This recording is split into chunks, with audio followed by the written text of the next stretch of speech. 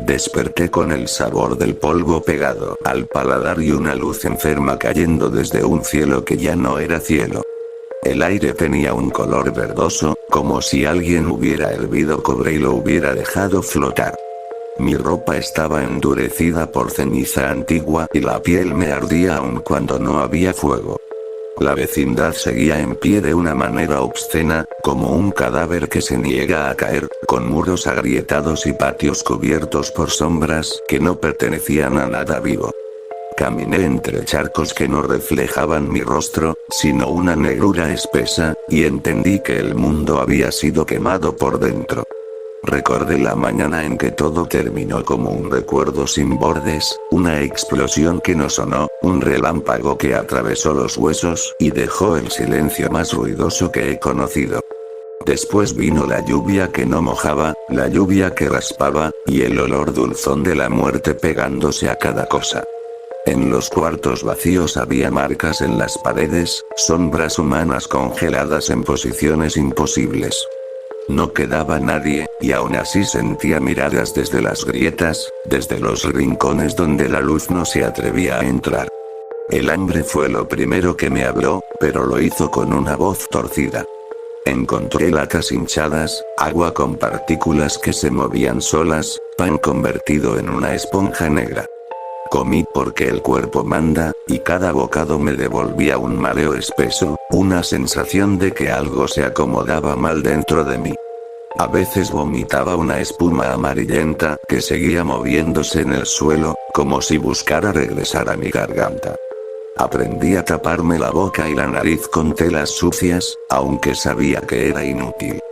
El aire mismo parecía tener dientes.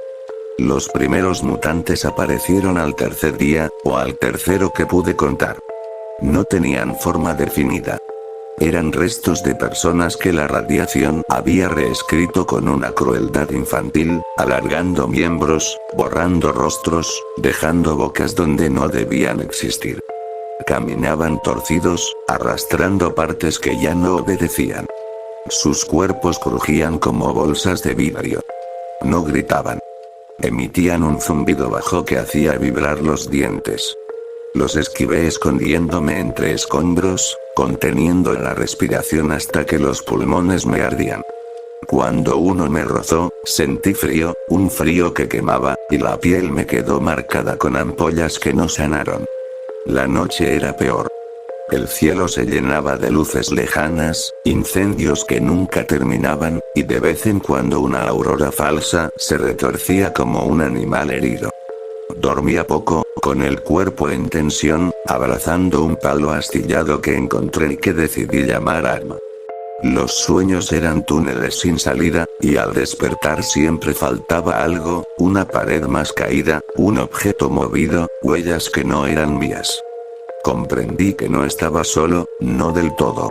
Los sobrevivientes comenzaron como rumores que se sentían en la piel. Luego los vi. Grupos cubiertos con máscaras improvisadas, cargando mochilas manchadas, miradas vacías y manos rápidas. Se movían como jaurías, tomando lo que podían, dejando cadáveres cuando algo resistía. Sus campamentos olían a carne quemada y miedo viejo. Aprendí a evitarlos más que a los mutantes, porque en ellos aún vivía la intención. Una vez encontré un sitio donde habían pasado, y el suelo estaba cubierto de restos humanos ordenados como advertencia. No había símbolos, solo un mensaje claro escrito con sangre seca. Aquí manda la violencia. También estaban los asesinos solitarios, figuras envueltas en capas plásticas, con armas hechas de piezas robadas. No necesitaban razones. Los vi acechar desde azoteas derruidas, esperar horas para un disparo que no distinguía entre amenaza y hambre. Escapé de uno por poco, lanzándome a un drenaje abierto donde el agua fluorescente me quemó las piernas. Salí con la piel pelándose y una fiebre que me hizo delirar por días, viendo la vecindad respirando como un animal gigantesco. En medio de todo eso apareció la misión, no como una orden, sino como una obsesión que se me clavó en el pecho. Encontré un cuaderno en un cuarto semienterrado, protegido por capas de plomo improvisado. Las páginas estaban llenas de esquemas, fechas, coordenadas, y una palabra repetida con desesperación. Reactores. Descubrí que la explosión no había sido un accidente ciego, sino una cadena, un error multiplicado por manos humanas, por decisiones tomadas lejos de aquí. La vecindad estaba en una línea invisible, una sombra proyectada por algo más grande. Si los reactores seguían activos, el mundo no terminaría de morir nunca, solo seguiría deformándose. Empecé a moverme con un propósito torcido. Reuní mapas, marqué rutas evitando zonas de radiación alta, aprendí a reconocer el chasquido en el aire que avisaba de una tormenta nuclear secundaria. Vi accidentes vivos, lugares donde la tierra burbujeaba y escupía gas verde, donde animales derretidos seguían caminando por puro reflejo. Crucé un mercado abandonado donde las frutas latían, y un hospital donde las camas estaban ocupadas por sombras pegadas a las sábanas. Cada paso me quitaba algo. El cabello se me caía a mechones. Los dientes me dolían. A veces olvidaba palabras simples y me quedaba mirando mis manos, preguntándome si siempre habían sido así de delgadas. Aún así seguí. Porque si no llegaba, si no apagaba aquello, el mundo no tendría final, solo esta eternidad rota. Al final de esta primera travesía, llegué a los límites de la ciudad, donde los edificios se abrían como costillas, y el suelo estaba cubierto de un polvo que cantaba al pisarlo. A lo lejos, una torre se recortaba contra el cielo enfermo, rodeada de luces rojas que parpadeaban como heridas abiertas. Sentí que algo dentro de mí respondía a ese llamado, como si ya no pudiera detenerme. Me escondí entre restos de concreto mientras una horda pasaba, y supe que cruzar ese umbral me cambiaría de una forma que quizá no podría deshacer. La vecindad quedó atrás, observándome con sus ventanas vacías, mientras yo avanzaba hacia un destino que olía a muerte reciente y a promesas que solo podían cumplirse con más horror. Avancé hacia la torre con el cuerpo convertido en una alarma constante. Cada paso levantaba polvo radiactivo que se pegaba a la piel como una segunda enfermedad. El paisaje dejó de parecer una ciudad y se volvió un órgano abierto. Tubos rotos como venas, edificios inclinados como dientes flojos, charcos luminosos que pulsaban con un ritmo lento, casi cardíaco. El zumbido que había escuchado en los mutantes ahora venía del suelo mismo, una vibración profunda que se metía en los huesos y los hacía doler con recuerdos que no eran míos. Al acercarme, entendí que la torre no estaba abandonada. No por vida sana, sino por algo peor. El perímetro estaba lleno de restos humanos colocados de forma ritual, como si alguien hubiera querido marcar territorio con carne. Eran supervivientes que no lo lograron, saqueadores que se toparon con algo más organizado, asesinos que encontraron un límite.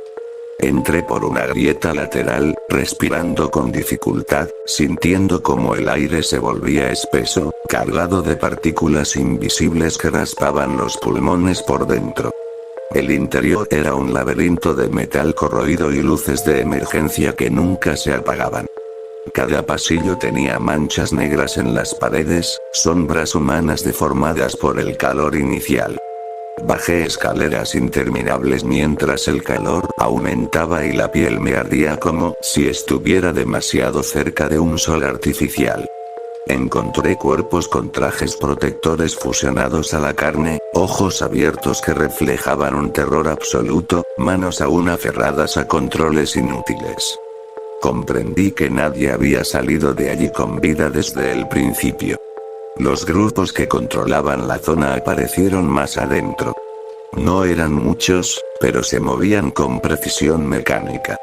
Sus cuerpos estaban llenos de tumores brillantes, como joyas enfermas, y aún así caminaban erguidos, protegidos por capas improvisadas de plomo y plástico. No eran simples saqueadores. Custodiaban algo. Me escondí entre conductos, avanzando lento, observando cómo sacrificaban a otros humanos para alimentar reactores secundarios, usando la radiación como arma y como dios. El mundo no había terminado por error. Había sido sostenido artificialmente por la crueldad. El cuaderno que había encontrado antes cobró sentido cuando llegué al núcleo. El reactor principal seguía activo, inestable, alimentado por sistemas de respaldo diseñados para nunca apagarse. La misión ya no era solo detenerlo, sino decidir cómo. Apagarlo significaba liberar una explosión final que borraría lo poco que quedaba. Mantenerlo activo era condenar al mundo a mutar eternamente. Sentí una claridad horrible, una calma enferma. El cuaderno tenía anotaciones finales, escritas por alguien que entendió demasiado tarde que no había soluciones limpias. El combate fue confuso, más sensación que recuerdo. Correr entre alarmas mudas, golpes secos, sangre flotando en el aire como partículas pesadas. Un disparo me atravesó el costado y no dolió al principio.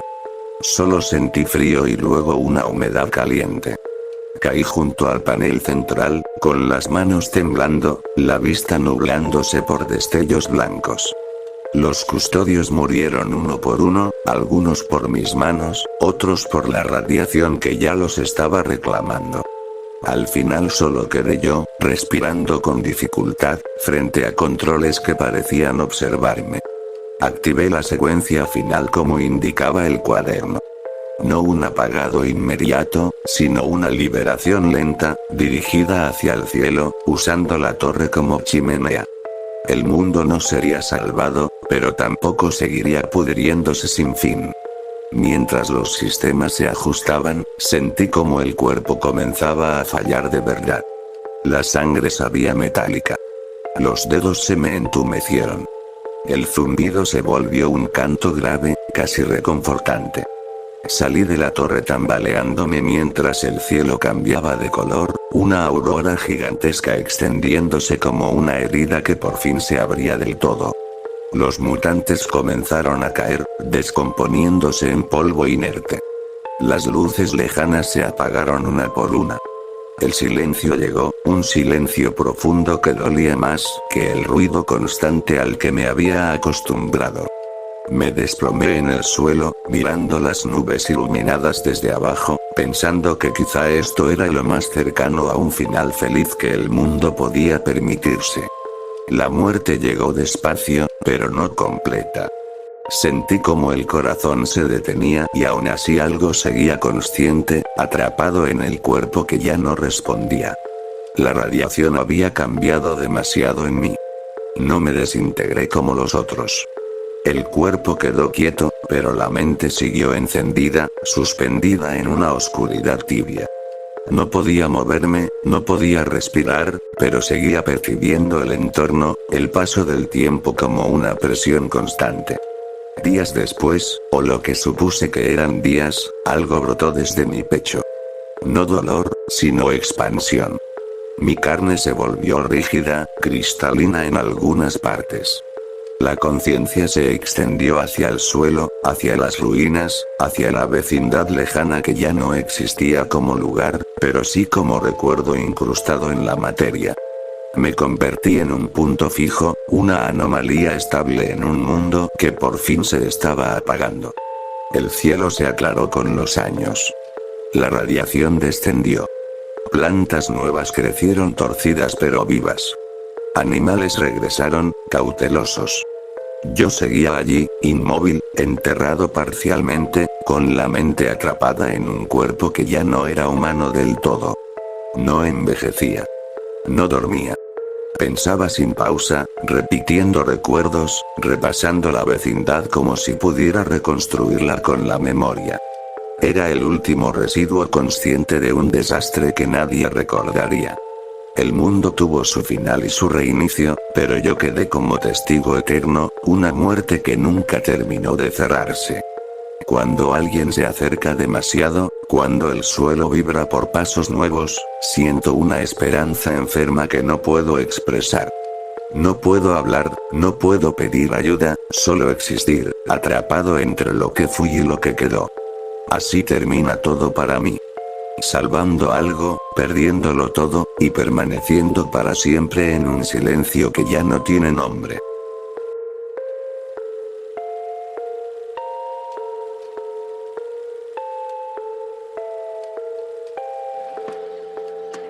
¡Toma! No te doy otra más porque presta para que...